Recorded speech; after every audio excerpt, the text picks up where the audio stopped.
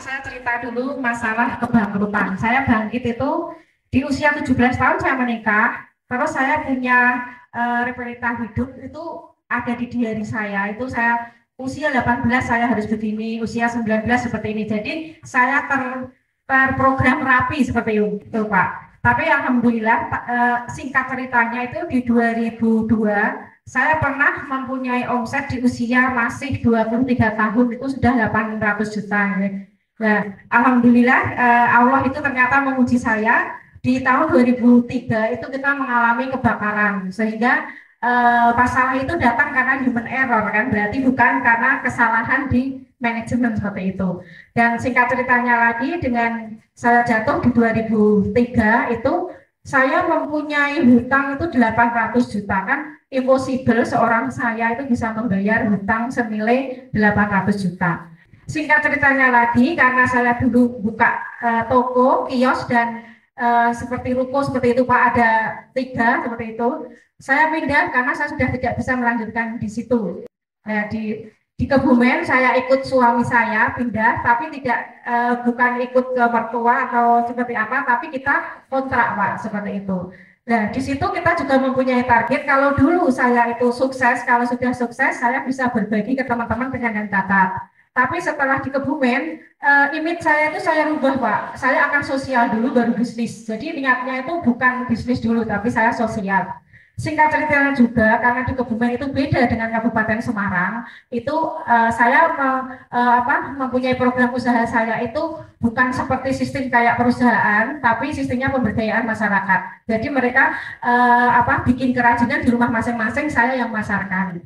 Nah setelah itu Pak, singkat ceritanya, alhamdulillah di tahun 2007 itu saya mengikuti lomba wirausaha muda teladan tingkat nasional. Dan disitulah saya mendapatkan juara 1 dan saya dikirim dari Kemenpora itu keliling Eropa. Salah satunya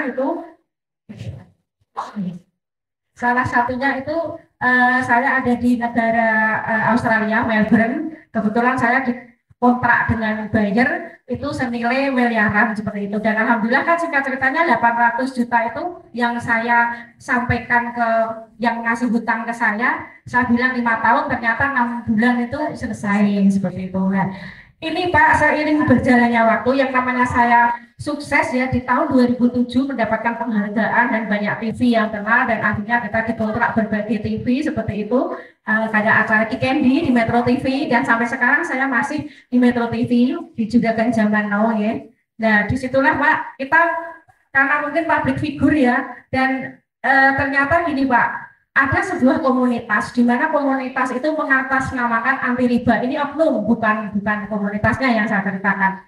Di situ karena saya mungkin public figure kan dikenal Pak. Kalau di telepon kan mudah seperti itu. Nah disitulah orang tersebut, oknum tersebut mengatakan Mbak Irma masih punya hutang bank, masih kita memang berjalannya karena PO luar negeri itu pakai perbankan. Nah di situ si oknum ini menyatakan kalau sekarang kalau mau meningkat hidupnya lebih baik itu jangan pakai perbankan kan seperti itu. Nah di situ Pak saya kayak terpengaruh dan hutang saya yang di bank waktu itu tinggal 200 juta, 190 tepatnya, 190 juta itu donasi sama beliau. Terus saya bagi hasil dengan beliau itu per bulannya 25 juta sampai 30 juta seperti itu. Nah, akhirnya saya menyadari ternyata hutang bank lebih ringan daripada bagi hasil itu Pak. Iya, karena duit dia itu di saya masih utuh 190 juta, sementara saya per bulan harus mengeluarkan 25 juta sampai 30 juta. Seperti itulah saya saya tidak pengalaman dalam manajemen keuangan karena saya memang bukan lulusan S1 Pak. Saya tuh belajar itu hanya akan dari kehidupan. Jadi saya memang value-nya itu karena Tuhan mengasih kesempatan saya seperti itulah singkat ceritanya. Dari situ saya menghentikan, dia tidak mau Pak. Akhirnya dia memperkarakan saya dengan berbagai macam ternyata kayak skenario dia sudah memainkan itu, dan saya itu disuruh membayar nilainya itu 1 miliar. Karena saya itu sibuk Pak, saya sering syuting seperti itu. Berapapun dia minta itu selalu transfer, nggak ada bukti ini Pak, nggak ada bukti pembayaran ini. Dan dia tidak diakui di pengadilan. Akhirnya Pak, dia itu sampai sekarang itu kemarin baru saya selesai di bulan Februari Pak tahun ini. Nah di situ dengan uang saya dikuras sampai segitu banyaknya, kayak dirampok lah istilahnya.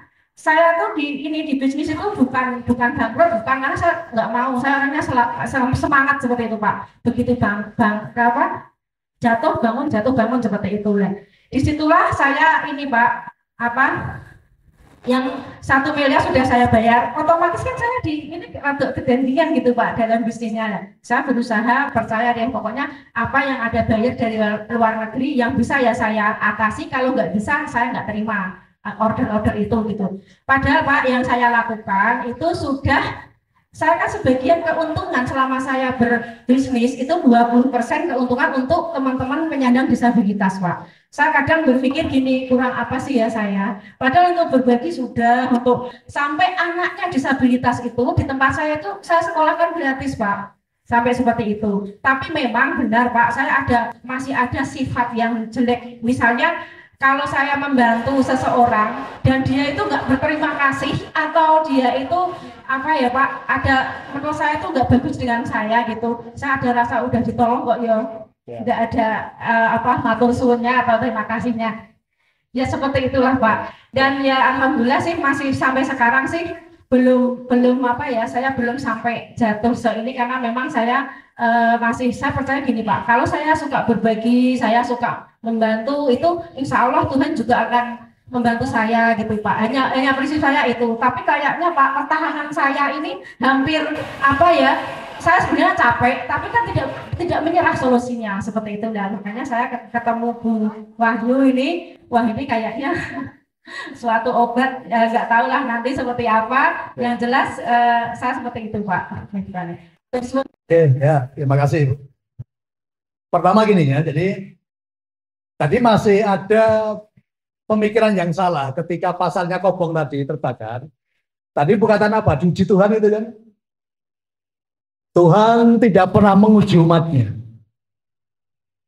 Sebetulnya kalau ibu punya cara pandang yang benar, ibu bisa bersyukur loh. Tuhan terima kasih. Kalau tempat yang ini kebakaran, saya tahu Tuhan sudah sediakan tempat yang jauh lebih baik daripada yang sekarang ini. Nanti buktinya dengan ibu hijrah ke Kebumen tadi, kan kehidupan jadi semakin baik. Nah itu tadi apa? Cara Tuhan memaksa tadi loh. Karena kalau dibilangi, ayo ke pindahan Kebumen, karena kalau oleh apa pasti kan nggak mau tadi. Jadi dengan kejadian tadi ternyata ibu akhirnya kan hijrah ke Kebumen. Jadi meningkat tuh bedinya jadi melihatan tadi tuh. Nah, ini contoh pelajaran ya yang kita. Tadi ibu tadi masih berpikir negatif. Wah Tuhan uji saya dengan kebakaran tadi. Padahal kalau di balik itu kan tadi sebenarnya cara Tuhan untuk ibu hijrah, dan ternyata ada peningkatan yang jauh lebih baik daripada yang di tempat lama kan begitu. Nah, jadi dirubah dulu nih cara berpikirnya ya. Yang kedua tadi sudah berbagi tapi ada rasa tadi. Ya, pamrih, ya, naramatur nuwun gelo kan itu kan. Harus clear dulu, harus clear. Berbagi tidak ada hubungannya dengan orang lain. Berbagi itu urusan kita. Orang mau terima kasih, orang mau apa itu urusan dia. Jadi dimurnikan dulu, ya, niat berbagi dimurnikan dulu. Jadi berbagi itu urusan kita, bukan urusan orang lain. Bahkan saya pun bersyukur Bu, dengan banyak orang ini. Karena kalau nggak ada orang susah, bagaimana saya bisa berbagi? Ya, ketika tidak ada orang yang sedang dalam masalah, bagaimana saya bisa bermanfaat? Maka saya melayani banyak orang tidak pernah merasa terbebani saya itu. Ya, ingat-ingat ya. Saya melayani banyak orang, saya nggak pernah merasa terbebani. Itu saya bersyukur gitu loh. Kalau nggak ada yang sedang mengalami masalah, bagaimana saya bisa bermanfaat? Bagaimana saya bisa punya nilai kebermanfaatan bagi orang lain ini? Itu sebagai bentuk ucapan syukur. Jadi saya melakukan apapun, saya nggak pernah berharap balasan ya, termasuk balasan dari Tuhan. Tadi ibu tadi kan masih mengharap balasan. Atau kalau saya berbuat baik nanti Tuhan pasti ngasih yang baik gitu kan? No. Saya nggak pernah berharap balasan termasuk dari Tuhan. Ini ingat-ingat ini. Nah, seringkali banyak orang kan, Pak, Ayo yang sedekah kae punya lagi akhirat dulu toh. Masa akhirat itu dibayar yang duit. Karena akhirat dibayar duit sing sugih sing itu kontrane apik ning kono. Apa saya sih nanti itu toh. Itu loh. Berbagi itu urusan hati kita, bukan nggak ada hubungannya dengan siapapun, termasuk dengan Tuhan. Karena hukumnya udah otomatis. Kalau kita melakukan kebaikan, otomatis kebaikan pula yang datang kepada kita. Nah, seringkali kebaikan-kebaikan yang kita lakukan ternyata tidak diimbangi dengan perasaan yang baik tadi loh. Aksinya udah baik, tapi perasaannya belum baik. Sementara yang dilihat itu rasanya, bukan aksinya. Ya, Tuhan atau semesta tidak melihat aksimu, tetapi semesta melihat, merasakan rasamu, bukan aksimu. Ini penting. Karena banyak orang aksinya sudah baik, tapi rasanya nggak baik terus. Ya, berbagi, ganti tonton oke kan itu kesombongan. Bapak Ibu tahu, hukumnya orang yang sombong itu mudah sekali dijatuhkan. Ingat-ingat ya, orang yang sombong, kesombongan itu mudah sekali untuk orang itu dijatuhkan. Karena orang sombong memposisikan dirinya di tempat yang tinggi. Tetapi orang yang rendah hati itu tidak bisa dijatuhkan. Karena apa? Sudah rendah. Mau dijatuhkan kemana? Udah rendah kok. Bisanya diapakan? Bisanya diangkat. Jadi orang rendah hati itu pasti hidupnya akan terangkat. Tetapi orang sombong hidupnya mudah ditarik ke bawah, dijatuhkan. Apa dilihat kalau yang dulu pernah di atas kok sekarang lagi di bawah, second sih. Biasanya pas yang dua sombong murah itu. Halo, ini lo gara-gara aku, sombong gue. Si A lo kan orang yang aku bakal uripe penak, ayo sombong itu.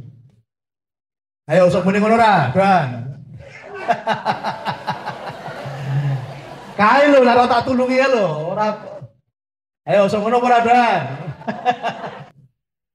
Wis sombong, sombong. Sekarang tadi tak jawab. Kalau ada potensi, ada permintaan, ada buyer, ya, dan barangnya siap, hanya modalnya nggak ada.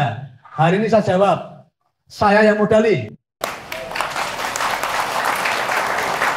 Nah, berapapun nilainya, hatinya mulai dibersihkan. Bersih ya, lapang hati.